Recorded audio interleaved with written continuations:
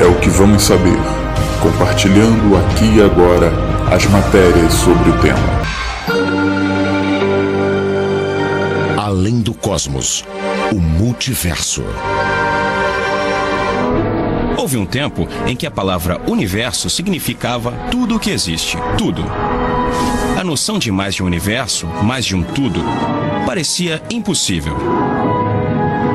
Mas talvez, se pudéssemos ir além do nosso sistema solar, além da Via Láctea, além mesmo de outras galáxias distantes, depois do fim do universo que podemos observar, descobriríamos que existe mais. Muito mais. E que o nosso universo não está sozinho. Outros universos podem existir. Na verdade, outros universos podem estar nascendo o tempo todo. Podemos estar vivendo em um crescente mar de universos em multiplicação. O multiverso. Se fosse possível visitar todos os universos, veríamos que alguns deles podem ter propriedades básicas da natureza tão diferentes que a matéria como conhecemos não existiria.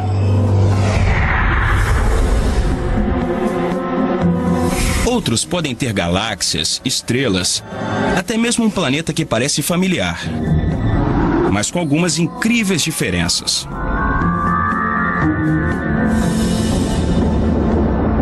Se há um número infinito de universos no multiverso, existe algum lugar onde tudo é idêntico ao nosso, exceto alguns pequenos detalhes. Como um outro Brian Greene, que acaba trabalhando em uma profissão diferente.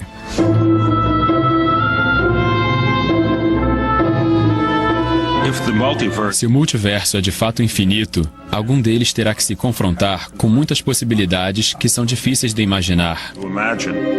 Haverá um lugar onde existe um Alan Guth que se parece comigo e age exatamente como eu, assim como outros lugares com Alan Guths que pensam quase exatamente como eu, mas com algumas pequenas diferenças. Isso é ciência? É parte da metafísica? É só filosofia? Religião? Os físicos tendem a não fazer essas perguntas. Eles apenas dizem, vamos seguir a lógica. E a lógica parece levar a isso. Por mais exótico e estranho que o multiverso possa parecer, um número cada vez maior de cientistas acredita que ele pode ser o último passo de uma série de reformas radicais na nossa visão sobre o cosmos. Quer dizer, houve um tempo em que acreditamos que a Terra estava no centro do universo. E todo o resto girava em torno de nós. Aí apareceram cientistas como Galileu e Copérnico, que mostraram que o Sol, não a Terra, estava no centro do nosso sistema solar. E nosso sistema solar é só um bairrozinho na periferia de uma galáxia gigantesca. A nossa galáxia é uma em centenas de bilhões de galáxias que compõem o nosso universo. Todas essas ideias pareciam mirabolantes quando foram apresentadas pela primeira vez. Mas hoje nem as questionamos. A ideia de multiverso pode ser parecida. Pode precisar apenas de uma mudança drástica na nossa perspectiva do cosmos. Por outro lado, alguns cientistas acreditam que o multiverso não passa de um beco sem saída para a física. Fico muito desconfortável com a ideia de multiverso. Para virar ciência sólida, precisa se desenvolver muito ainda. Ele existe, do mesmo jeito que os anjos podem existir. Precisamos fazer nossas apostas, e acredito que agora o multiverso é uma aposta muito boa. Acho que é uma chance do multiverso ser real e que daqui a 100 anos as pessoas estejam convencidas de que ele é real de fato. De onde veio essa ideia? Quais são as provas? Várias descobertas impressionantes sugerem que realmente podemos ser parte de um multiverso.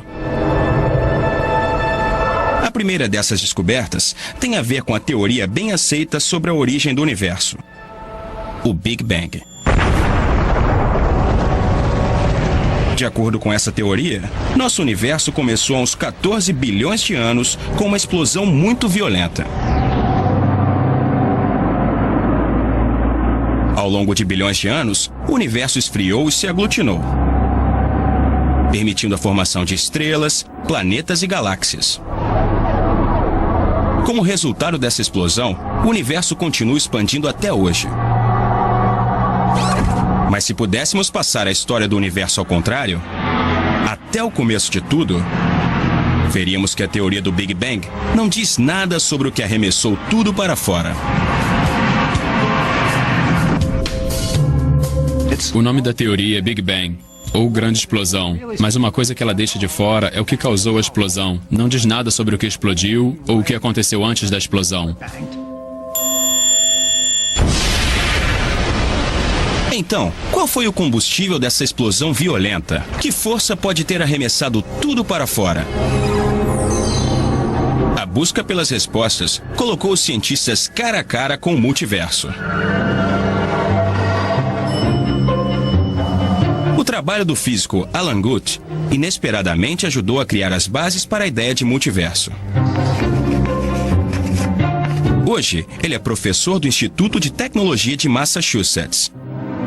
Mas em 1979, Guth e o colega Henry Tai estavam estudando uma nova ideia sobre como as partículas podem ter se formado no início do universo. Henry sugeriu que deveríamos observar se esse novo processo em que estávamos pensando poderia ou não influenciar a taxa de expansão do universo. Guth e Tai não tinham a intenção de investigar a taxa de expansão do universo nos primeiros momentos após o Big Bang. Mas o questionamento de Henry Tai fez com que Guth revisasse os cálculos mais uma vez. Guth descobriu, com a matemática, evidências de que no ambiente extremo no comecinho do universo, a gravidade podia atuar ao contrário. Ao invés de aproximar os objetos, essa gravidade repulsiva afastaria tudo de si, causando a grande expansão. Imediatamente fiquei muito empolgado e rabisquei o cálculo no meu caderno.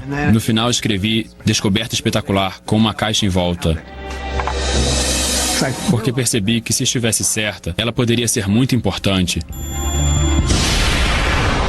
Ao descobrir essa gravidade repulsiva, Alan Guth, sem querer, lançou luz sobre o comecinho do Big Bang. Descrita matematicamente, esta força era tão poderosa que poderia pegar um espaço tão pequeno quanto de uma molécula e expandi-lo para o tamanho da Via Láctea em menos de um bilionésimo de um piscar de olhos.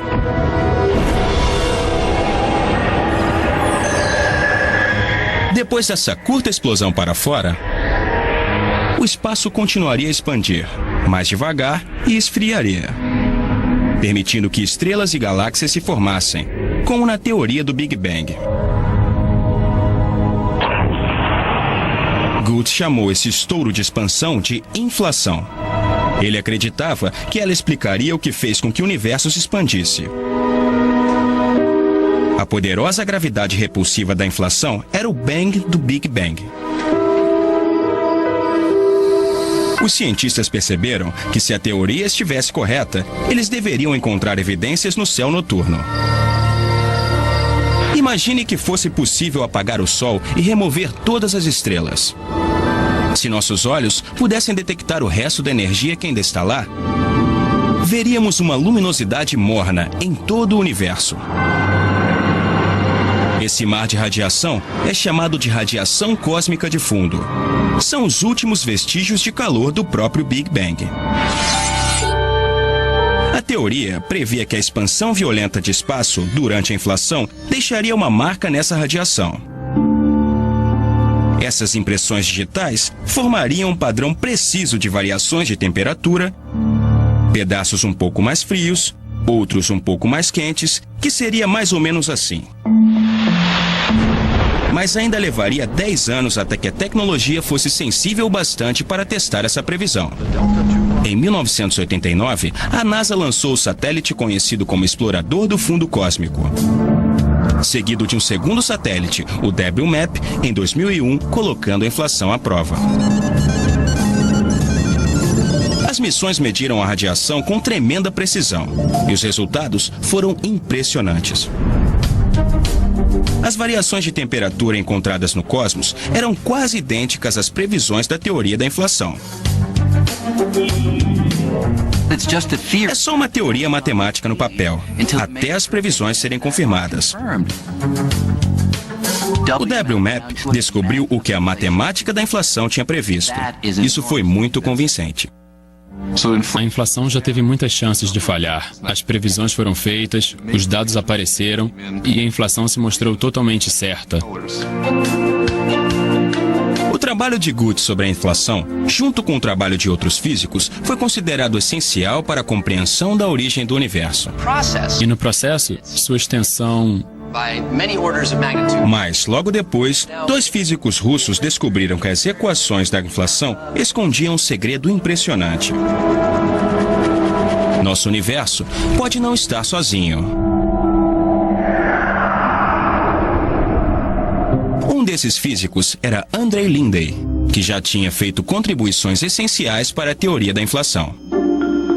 O outro era Alex Valenkin, que por acaso assistiu a uma das palestras de Alan Guth. Ele deu uma palestra maravilhosa. Eu não o conhecia, mas o que ouvi foi bem inesperado. Em uma tacada, a inflação explicava muito bem as características do Big Bang e era notável porque o universo é como é. Então, fui para casa muito impressionado.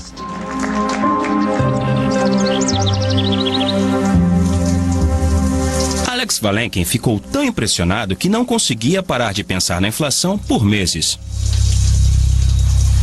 Geralmente, faço minhas reflexões do dia no banho, que costumam ser longos. Quanto mais Valenkin pensava no processo de inflação, mais ele se perguntava o que poderia ter feito com que ela parasse. Como uma região do espaço poderia sair da inflação? O que acontece exatamente no momento em que a inflação acaba? Enquanto eu pensava, descobri que o fim da inflação não acontece em todos os lugares ao mesmo tempo.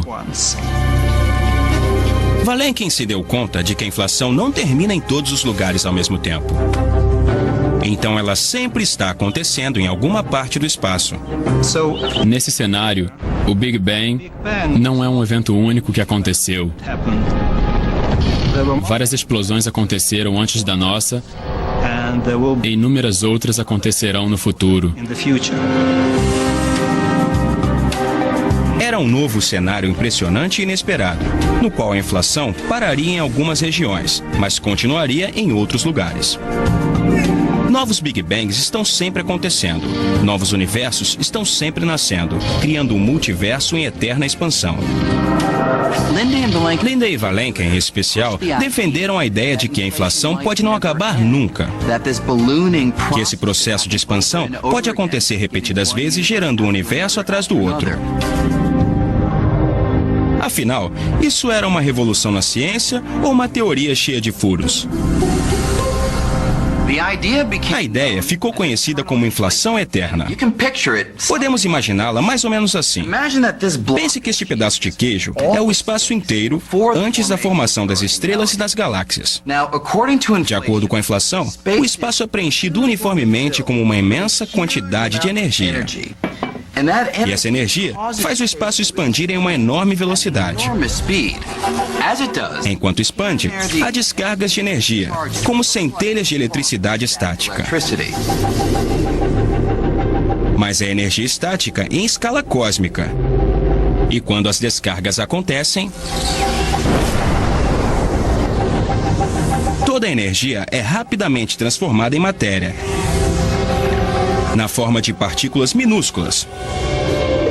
Esse processo é o nascimento de um novo universo, o que tradicionalmente chamamos de Big Bang.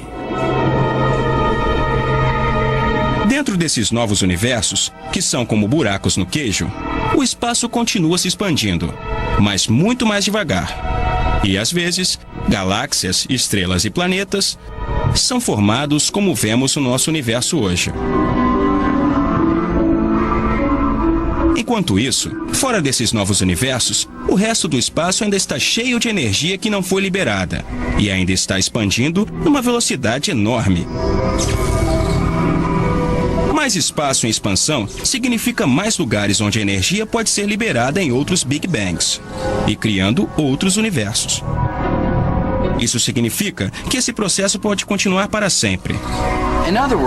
Em outras palavras, quando falamos de inflação eterna, o queijo é mais como um queijo suíço, no qual novos universos são criados infinitamente, criando um multiverso.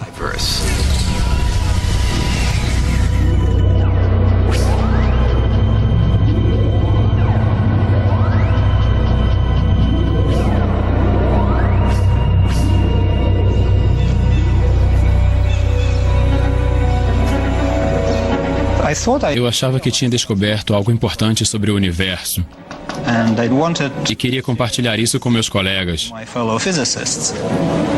É claro que um dos primeiros tinha que ser Alan Guth. Agora, sabemos que as flutuações quânticas no campo escalar são diferentes, em diferentes regiões do espaço. Achei que ele fosse ficar empolgado. Mas o encontro não correu como planejado. A inflação dura mais em alguns do que em outros. Enquanto eu descrevia minha nova imagem do universo, as regiões em inflação e assim por diante,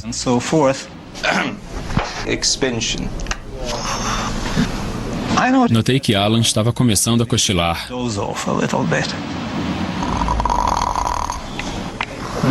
Na verdade, fiquei muito triste com isso. Então, achei que devia ir embora.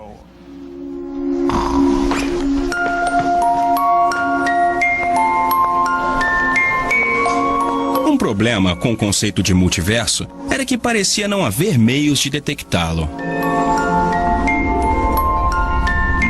Muita gente achou que falar de coisas que não podemos observar não é ciência. Então, não voltei ao assunto por quase 10 anos. Nesse meio tempo, um colega russo de Valenken, Andrei Lindey, manteve a chama acesa. Ele tinha chegado à sua própria versão da inflação eterna independentemente. Mas diferente de Valenken, ele não seria dissuadido. Talvez eu seja um pouco mais arrogante. Quando eu tive a ideia do multiverso, entendi que poderia ser a coisa mais importante que eu faria na vida. Se alguém não quiser ouvir, problema deles. Lindey publicou mais de uma dúzia de artigos, mas seu trabalho foi recebido friamente também. Aparentemente, ninguém estava interessado na ideia do multiverso.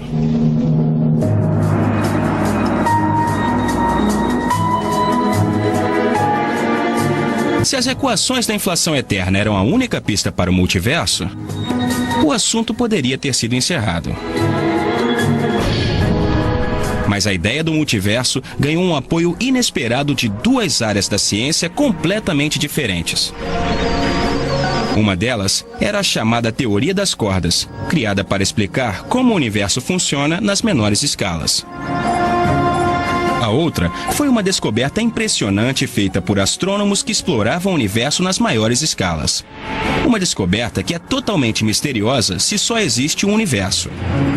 Mas se estamos falando de um multiverso, a coisa muda de figura. Ela tem a ver com a expansão do universo. E é fácil explicar usando uma bola de beisebol. Se eu jogar esta bola para cima, todos sabemos o que vai acontecer. Enquanto sobe, ela vai desacelerando por causa da gravidade. Os astrônomos sabiam que o universo estava expandindo e assumiram que a expansão desaceleraria por causa da força gravitacional das estrelas e galáxias, assim como a bola desacelera por causa da força gravitacional na Terra. Mas quando eles fizeram as medições, descobriram algo impressionante, algo que balançou as estruturas da física. A expansão não está desacelerando, ela está acelerando. É como se eu pegasse esta bola de beisebol e quando eu jogasse, ao invés de desacelerar, ela iria cada vez mais rápido. Se você visse uma bola fazendo isso, ia achar que existe alguma força invisível agindo contra a gravidade, empurrando a bola, fazendo com que ela fosse mais rápido.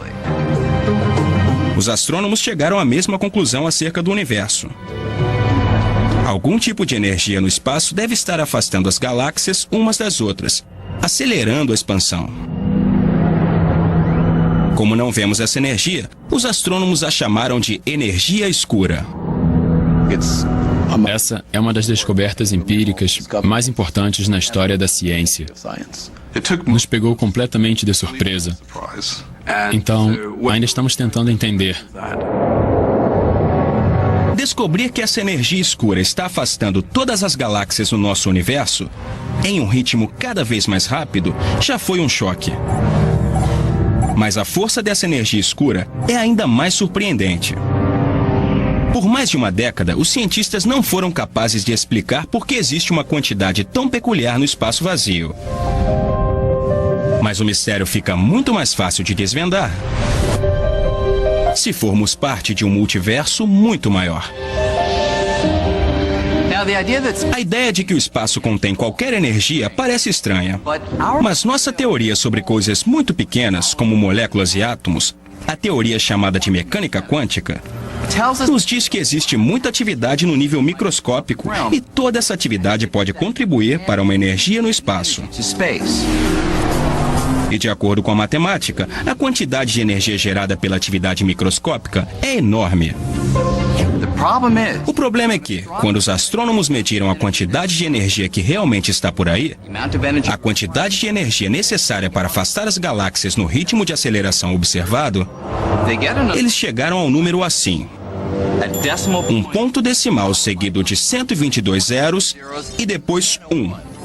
Uma quantidade incrivelmente pequena, muito perto de zero, nem um pouco parecida com o que a teoria previu.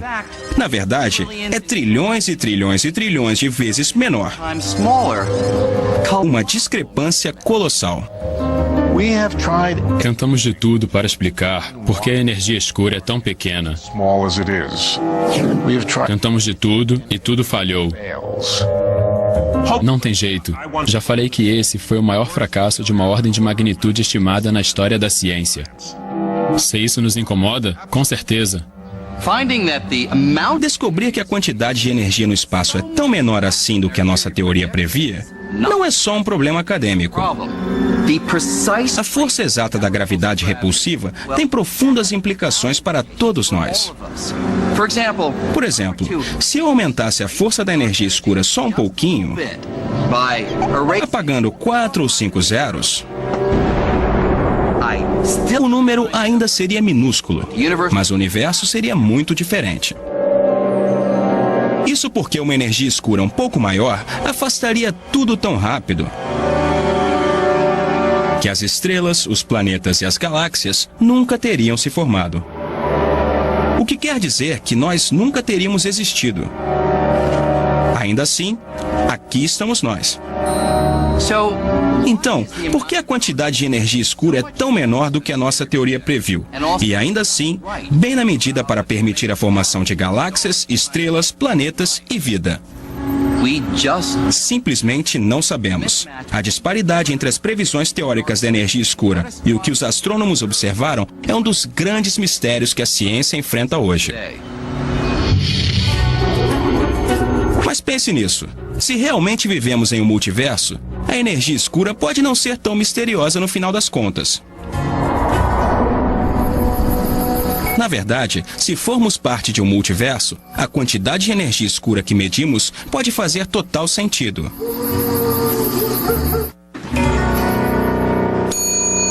Olá, reserva para Green. Para entender como o multiverso pode solucionar o quebra-cabeça, imagine que está fazendo check-in num hotel e o número do seu quarto é 10 milhões e 1.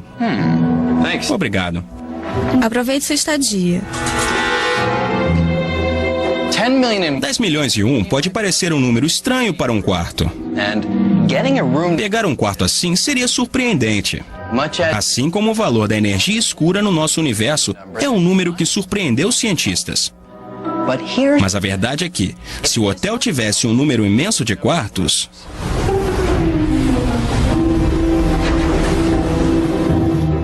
digamos bilhões e bilhões, então um quarto com o número 10 milhões e 1 não seria nenhuma surpresa.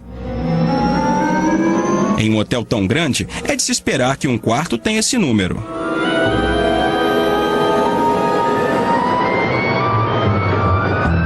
Se somos parte de um multiverso, com um enorme número de universos, cada um com uma quantidade de energia escura diferente, é de se esperar que um deles possa ter valores tão pequenos como os que encontramos. Se você pensar em cada um dos quartos como um universo, e cada universo tem uma quantidade diferente de energia escura, então a maioria desses universos não seria viável para a vida como conhecemos.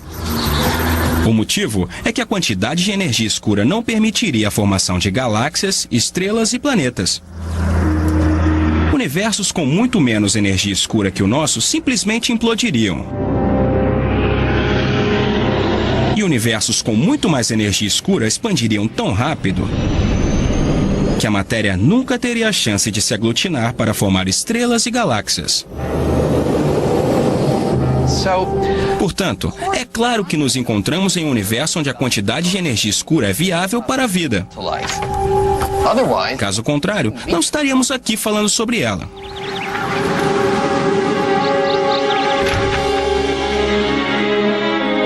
Então, se somos parte de um multiverso, o mistério da energia escura deixa de ser misterioso.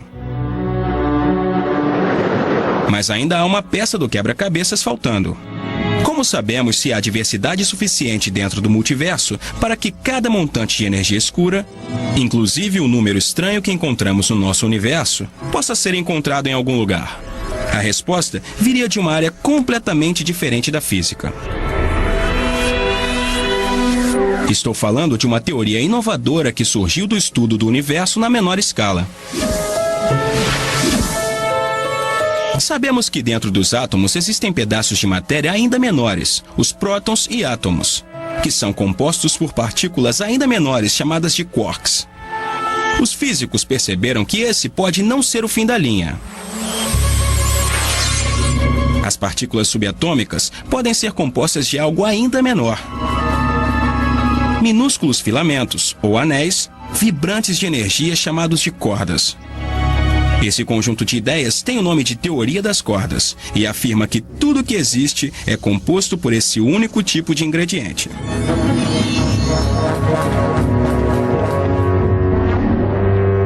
Assim como uma corda de violoncelo pode produzir várias notas diferentes dependendo de como vibra, as cordas podem assumir propriedades diferentes dependendo de como vibram, criando muitos tipos de partículas. Dessa teoria veio a promessa de uma elegante simplicidade. Uma única equação geral capaz de explicar tudo o que vemos no mundo ao nosso redor. A teoria das cordas seria bela, elegante, e os cálculos dessa teoria simples produziriam o mundo como conhecemos. Entretanto, para que essa linda teoria funcionasse, havia um problema. A matemática da teoria das cordas precisava de algo que desafiasse o senso comum. Uma característica que abriria as portas para a teoria do multiverso, outras dimensões do espaço. Todos estamos acostumados com 3 dimensões do espaço: altura, largura e profundidade. Mas os cálculos da teoria das cordas dizem que essas não são as únicas dimensões. A matemática só funciona se as cordas se moverem e vibrarem, não apenas nas 3 direções que conhecemos, mas em outras 6, 9 dimensões do espaço no total. Se a teoria das cordas está certa, onde estão essas outras dimensões? Por que não podemos vê-las? Pense no cabo que sustenta um semáforo. De longe, parece uma linha, unidimensional. Mas se seu tamanho fosse diminuído ao de uma formiga, você descobriria uma dimensão circular que se enrola em volta do cabo. A teoria das cordas afirma que se pudéssemos ser diminuídos a um tamanho bilhões de vezes menor do que o da formiga, encontraríamos outras minúsculas dimensões como essas enroladas em volta de tudo no universo. Em cada ponto do espaço, existem outras dimensões do espaço enroladas em pequenos nós, que não podemos ver porque são muito pequenos. A forma dessas outras dimensões determina as características fundamentais do nosso universo. Do mesmo jeito que as correntes de ar que passam por um instrumento de sopro têm padrões de vibração determinados pela forma do instrumento, a forma das outras dimensões determina como as pequenas cordas vibram.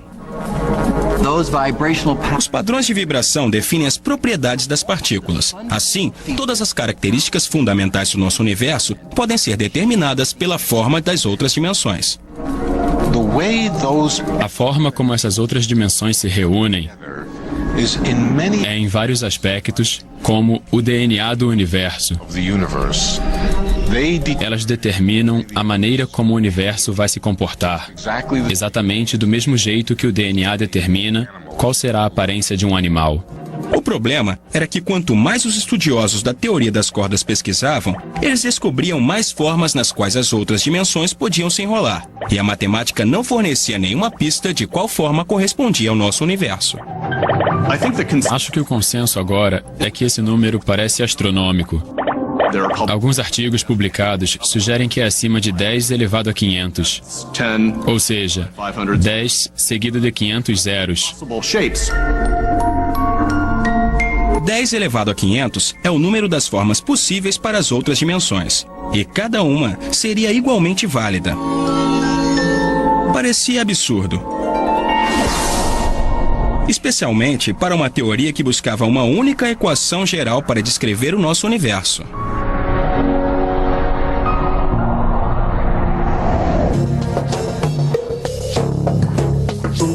Mas então, alguns teóricos pensaram que talvez havia uma maneira diferente de abordar o problema.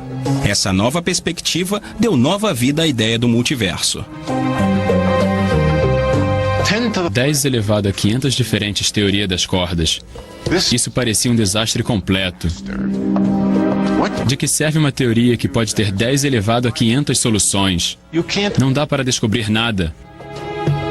Isso deixou os estudiosos da teoria das cordas meio tristes, meio deprimidos. A minha reação na época foi pensar: isso é ótimo, fantástico, é exatamente o que os cosmólogos estão procurando. Uma diversidade enorme de possibilidades. Não fique triste. Isso quer dizer que a teoria das cordas se encaixa muito bem na cosmologia e todas as ideias interessantes sobre multiversos. Ao transformar o que parecia ser uma falha em uma virtude, alguns teóricos se convenceram de que cada uma das múltiplas soluções da teoria das cordas pode representar um diferente universo real. Em outras palavras, a teoria das cordas estava descrevendo um multiverso, que era extremamente diversificado. Para surpresa geral, a teoria das cordas estava descrevendo prontamente um enorme número de tipos diferentes de solução e cada uma correspondia a um universo possível. Então, ganhamos esse multiverso de graça. Tanto na teoria das cordas quanto na inflação, diferentes universos são produzidos. E todos eles, naturalmente, teriam diferentes quantidades de energia escura. Na verdade, de acordo com os cálculos, a quantidade de energia escura teria uma variação tão grande de valores entre os diferentes universos que o estranho número que medimos certamente apareceria. Sem nem tentar, a teoria das cordas resolveu esse problema. Mais de uma década depois que Lindy e Vilenkin tiveram suas ideias sobre a inflação eterna, o multiverso foi resgatado.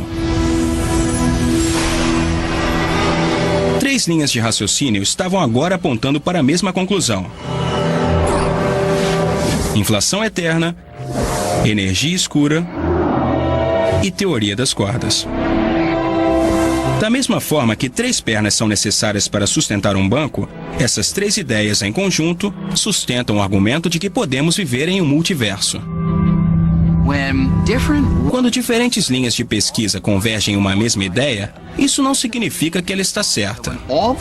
Mas se todas as setas apontam para uma única ideia, ela se torna bastante convincente. Hoje em dia, o multiverso é discutido calorosamente.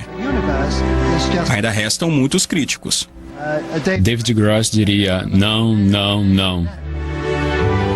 Mas os defensores do multiverso, como Alex Valenken, Alan Guth e Andrei Lindey, não estão mais sozinhos. A maré parece estar mudando. Essas ideias são mais amplamente aceitas. O gênio saiu da lâmpada. E não dá para botar ele de volta lá dentro. Então, como seria se pudéssemos viajar para alguns dos outros universos? O que poderíamos ver? Alguns poderiam ser totalmente diferentes do nosso, com propriedades diferentes de tudo o que conhecemos. Na verdade, alguns universos do multiverso podem não ter luz ou matéria ou qualquer coisa reconhecível.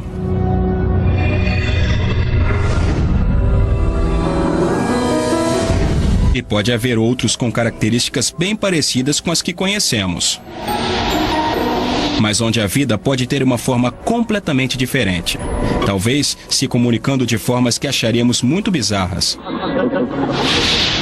Os cálculos mostram que, se fosse possível visitar universos suficientes, em algum momento encontraríamos outros como o nosso, com uma Via Láctea, um sistema solar, uma Terra, mas com algumas pequenas diferenças. Em um deles, o asteroide que matou os dinossauros há 65 milhões de anos passou direto. E a evolução seguiu um novo caminho.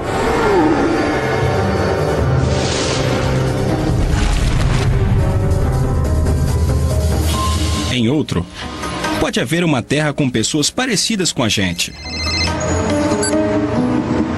mas melhores em fazer várias coisas ao mesmo tempo. Entretanto, há algo ainda mais estranho. Em algum lugar, encontraríamos cópias exatas do nosso universo, com réplicas de tudo e de todos. Como pode ser? Como pode haver cópias exatas de todos nós no multiverso? Para entender, veja esse baralho de cartas. É composto por 52 cartas e, quando eu distribuir, cada jogador vai ter uma sequência diferente. Ao longo de várias e várias jogadas, em algum momento, algumas combinações vão começar a se repetir. Com 52 cartas, há um número limitado de jogos que você pode formar.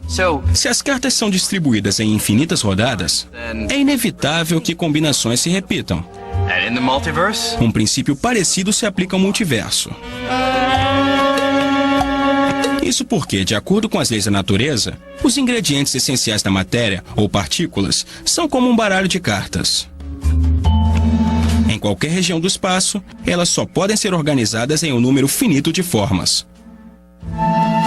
Se o espaço é infinito, se existe um número infinito de universos, é provável que essas combinações se repitam. Como cada um de nós é apenas uma combinação específica de partículas, em algum lugar, existe uma cópia de você, de mim e de todo mundo. Isso pode ser um choque.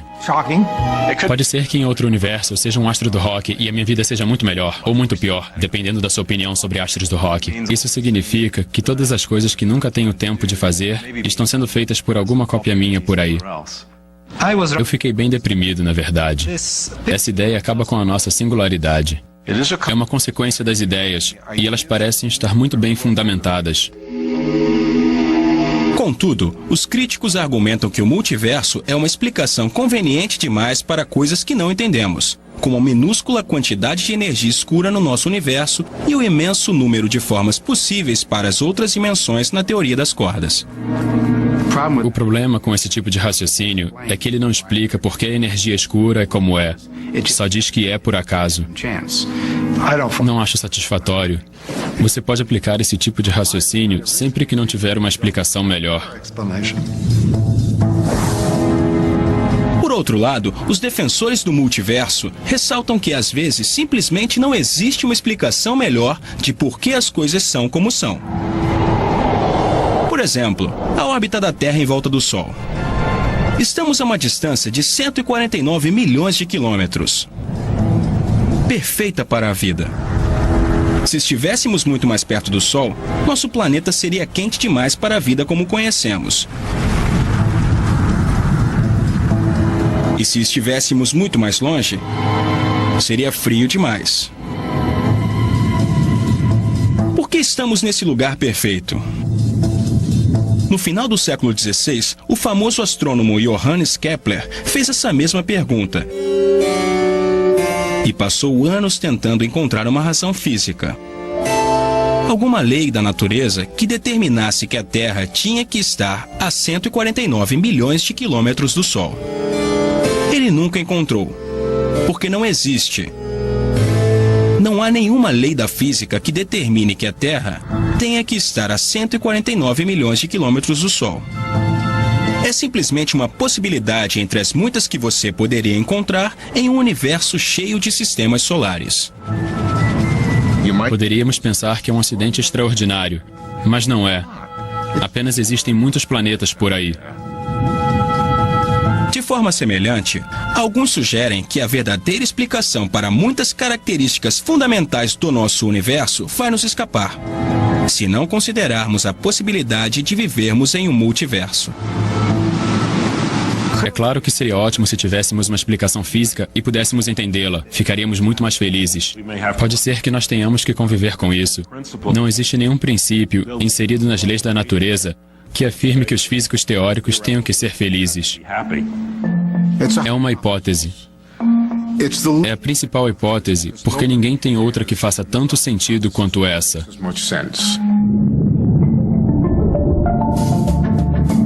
O multiverso é uma possibilidade tentadora. Mas sem evidência empírica, você deveria acreditar nela? Não podemos acreditar em nada até termos o suporte de experimentos ou da observação. Mas nos últimos séculos, descobrimos que a matemática fornece um guia seguro para a natureza das coisas que ainda não fomos capazes de ver, observar ou de fazer experimentos. A matemática previu coisas como os buracos negros e certas partículas subatômicas muito antes que elas fossem observadas. E a matemática sugere que esses outros universos podem existir. Não significa que seja verdade, mas geralmente nos leva ao entendimento mais profundo da realidade. Se você escolhe não acreditar, tudo bem, porque ainda não fornecemos nenhuma prova. Uma das coisas maravilhosas da ciência é que ela trabalha com provas e não com crenças. Agora, alguns cientistas acreditam que podemos ser capazes de encontrar essa prova. Eles propõem que nosso universo nasceu perto de outro. Os dois podem ter se chocado. E essa colisão pode ter deixado sua própria impressão digital. Ondulações na radiação cósmica de fundo, o calor que sobrou do Big Bang. Minha aposta é que em 100 anos saberemos se essas ideias estão certas ou não. Daqui a 100 anos, pode ser um episódio histórico curioso. Não sabemos. Mas se você só trabalha com coisas que são bem estabelecidas, nunca fará parte do próximo grande e empolgante acontecimento. Então, o que tudo isso significa? Há infinitas cópias de você e de mim e de tudo mais existindo nesse exato momento em um número infinito de outros universos? O multiverso seria a próxima revolução copérnica? Não sabemos. Pelo menos não ainda. Mas se a ideia de que vivemos em um multiverso for confirmada, vamos testemunhar uma das mais empolgantes e dramáticas revoluções no nosso entendimento sobre o tecido do cosmos.